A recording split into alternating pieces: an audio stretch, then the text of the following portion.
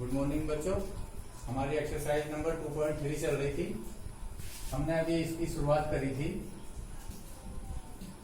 उसमें हमने आपके फलन की डेफिनेशन बताई थी। आज हम बताएंगे आपको टाइप्स ऑफ फंक्शन, फलनों के प्रकार। फलन जो है लगभग कितने प्रकार के होते हैं। तो सबसे पहले नंबर पर है, नंबर 1 फलन है आइडेंटिटी फंक्शन। जैसे कि नाम से ही पता लग रहा है, तत्समक फलन।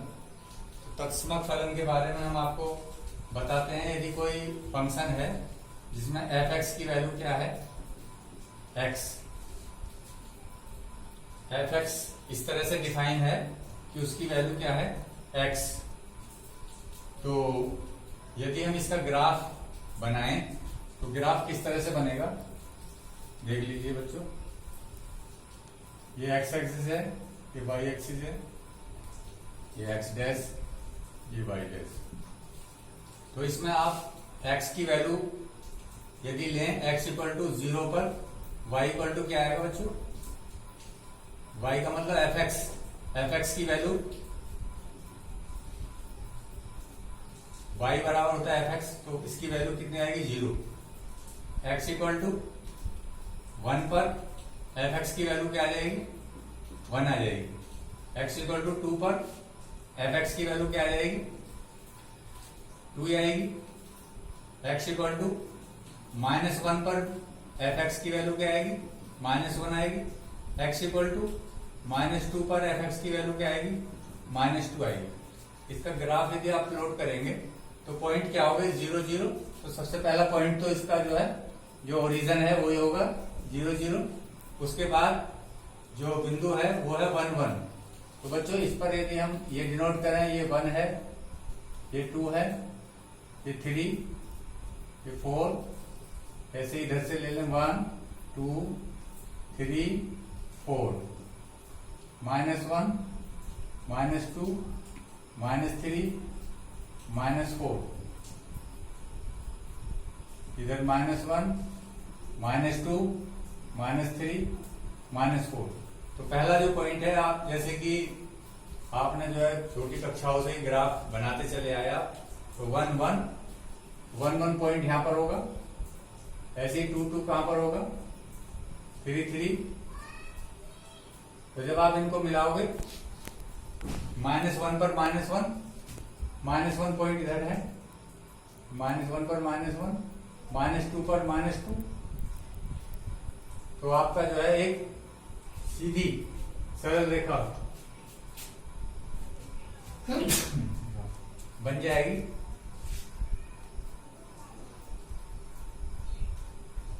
कुछ इस तरह से जो है आपकी एक सरल रेखा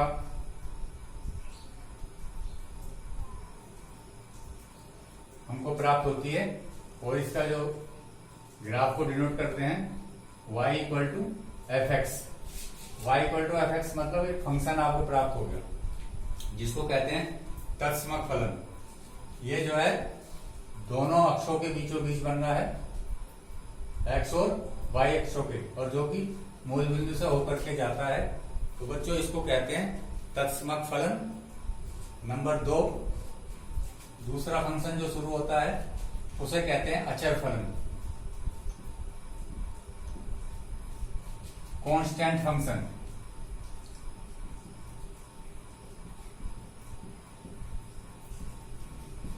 कांस्टेंट फंक्शन बच्चों, जैसे कि हमको नाम से लग रहा है, यहां पर जो f(x) की वैल्यू है, यहां पर की f(x) की वैल्यू कोई अचर राशि ली जाएगी। मान लीजिए f(x) इक्वल टू c है। c तो अचर है, c की वैल्यू आप कुछ भी ले सकते हैं, 1 2 3 जो भी है आप ले सकते हैं। और इसका एक ग्राफ आप बनाएं तो ग्राफ इस तरह से बन जाएगा बच्चों, x y x dash, y और y डैश। तो यहां पर हमने लिए थे 1 2 3, यहां पर 1 2 3 लिए थे।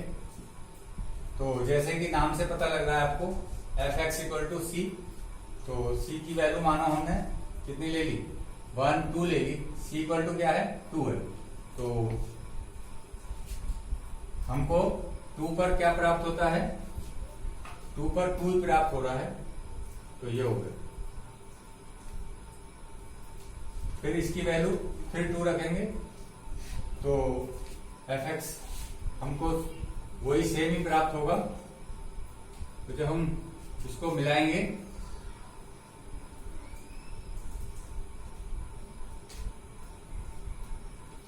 तो ये जो है एक हमको एक फिक्स मान प्राप्त हो जाता है C। यहाँ पर हमने 2 लिया है, तो ये बच्चों हो गया for every x belongs to R। इसमें जो है x क्या है, रियल नंबर। इसमें भी बच्चों नोट कर लेना, for every x belongs to R। x जो है वास्तविक संख्या है, यहाँ पर वास्तविक संख्या, यहाँ पर भी वास्तविक संख्या ली गई है। तो इस तरह से डिफाइन किया जाता है अचर फलन, constant function F x equal to C, यानी कि वाई इक्वल टू सी आ गया इसमें। तो ये है अचर फलन। इसके बाद हम जो है तीसरा फंक्शन शुरू कर रहे हैं, जिसे कहते हैं तीसरे नंबर पर जो आता है बहुपद फलन बच्चों।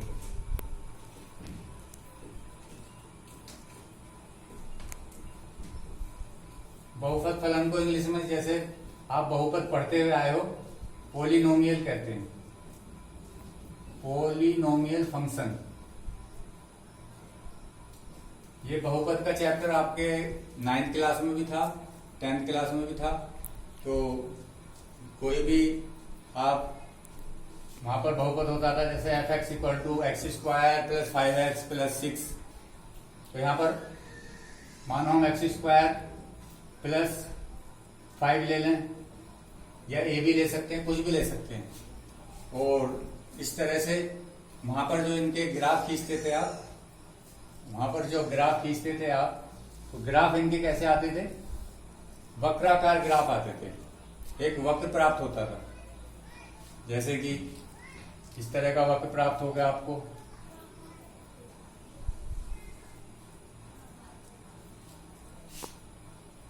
तो ये जो है बहुपद फलन होता था। वहां पर जो है बल्कि आपसे इसके शून्यक भी पूछते थे, तो तब आप बताते थे कि इसके 2 शून्यक होंगे, क्योंकि एक्स एक्स को 2 बार काट रहा है। ये हमने फॉर एग्जाम्पल आपको ऐसा ग्राफ खींच दिया है। तो कोई भी इसका वक्र ही आएगा।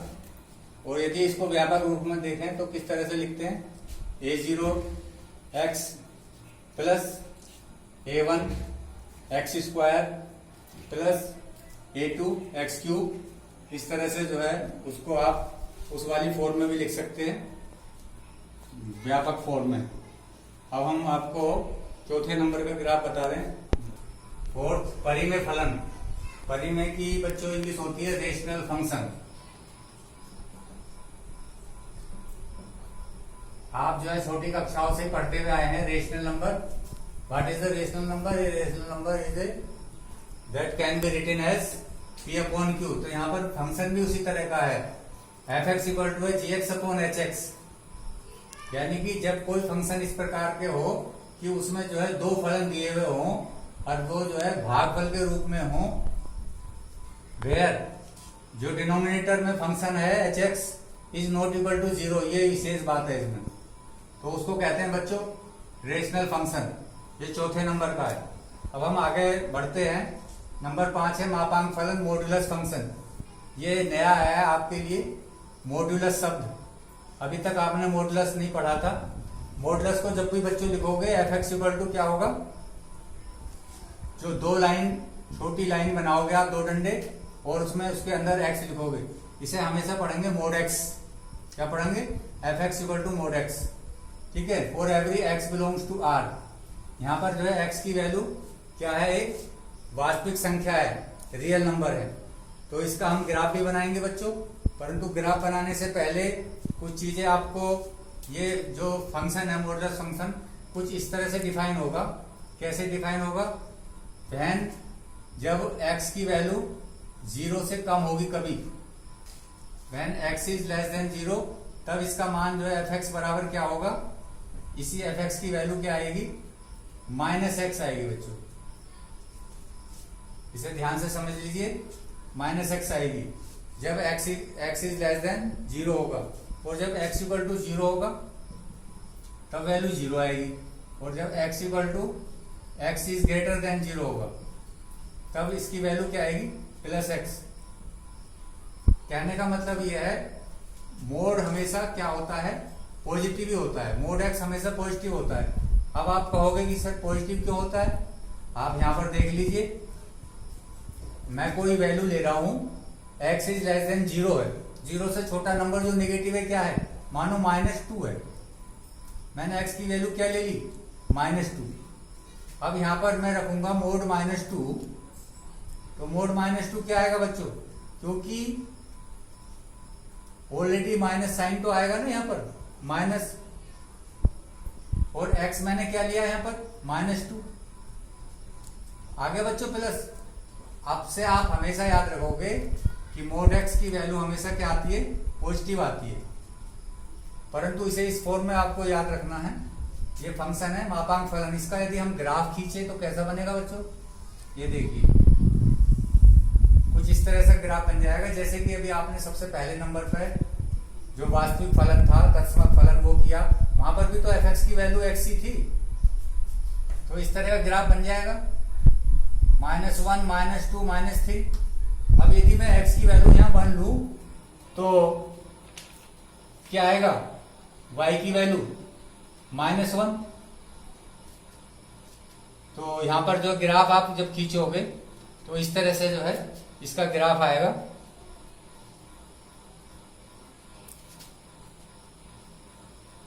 ये इसमें जो है एक नोब जैसा बनता है, क्योंकि जब यहां पर हमने 1 2 3 लिया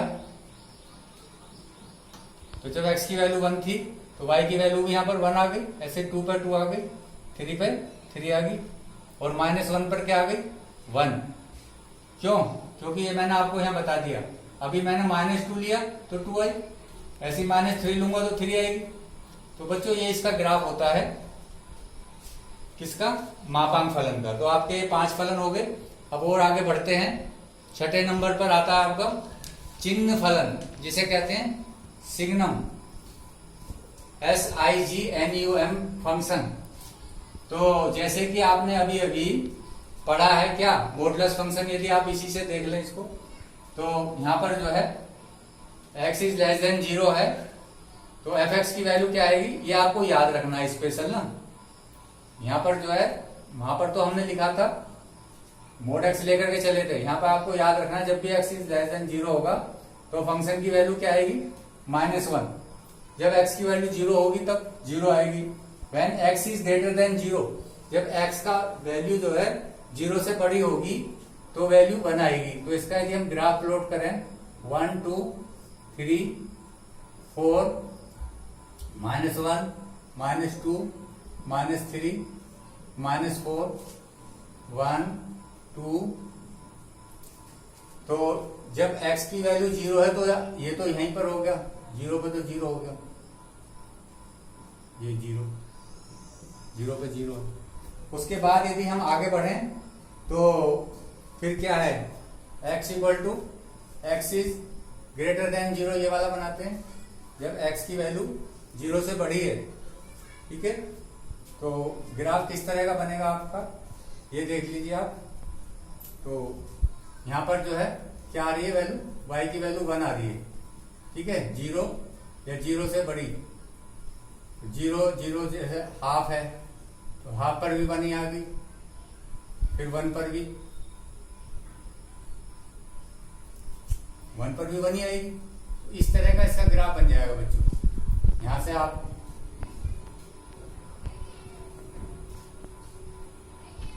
यहां पर शो कर दोगे, बल्कि यहां पर आप एरो लगा दीजिए।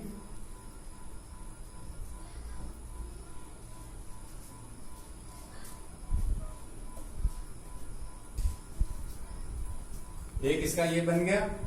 ऐसे ही आप नीचे भी यदि बनाएंगे तो नीचे भी आप इसका -1 है नीचे, तो इस तरह से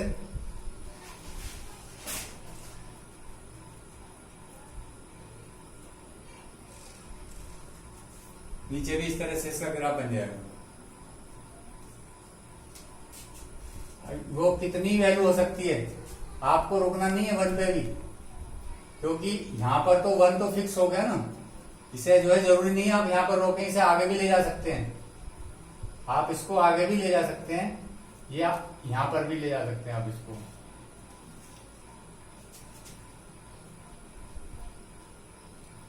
टू पर भी ले जा सकते हैं, 3 पर भी।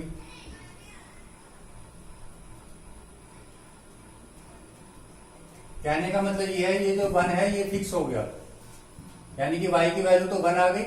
x के मान हमारे जब जो है 0 से अधिक थे, अब 0 से अधिक 1 भी था, 2 भी था, 3 भी था, 4 भी था, तो इस तरह से लाइन हो जाएगी, अब आगे तक चला जाएगा। ये चिन्ह फलन था। अब लास्ट है महत्तम पूर्णांक फलन। जैसे नाम से स्पष्ट हो जाता है, ग्रेटेस्ट इंटीजर फंक्शन। तो ग्रेटेस्ट यूज आ रहा है इसमें। एफ एक्स इक्वल टू, यहां पर भी ये जैसे वहां पर तो मोड एक्स था, यहां पर ब्रैकेट लगाएंगे बड़ा वाला, bracket x for every x belongs to R. यहां पर जो है एक्स से कम या एक्स के बराबर ली जाएगी वैल्यू। एक्स से कम जब हम एफ एक्स निकालेंगे तो एक्स से कम, मानो कोई फंक्शन है एफ एक्स इक्वल टू हमें दे दिया 1.99 ब्रैकेट, तो इसकी वैल्यू बच्चों क्या आएगी, जो पूर्णांक होगा। अब देखो 1.99 में पूर्णांक क्या है, पूर्णांक तो 1 ही है ना बच्चों, और ये क्या है, ये तो दशमलव का पार्ट है, इसे बोलते हैं दशमलवांक।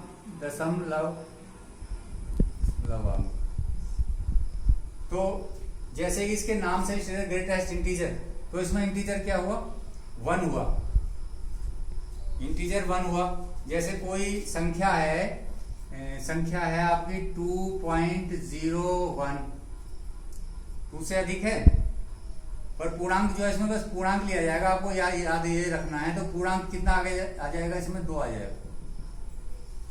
तो यदि हम इसका ग्राफ प्लॉट करेंगे तो ग्राफ किस तरह से बनेंगे इसके, वो देख लीजिए आप। तो सबसे पहले जो है हम जब 0 पे लेते हैं, तो यहाँ से 0 से स्टार्टिंग करी हमने, तो पूर्णांक 1 ही रहा। अब उससे आगे बढ़ते हैं, तो ये यहाँ पर हो गया। उसके बाद फिर जो है यहाँ से ये होगा,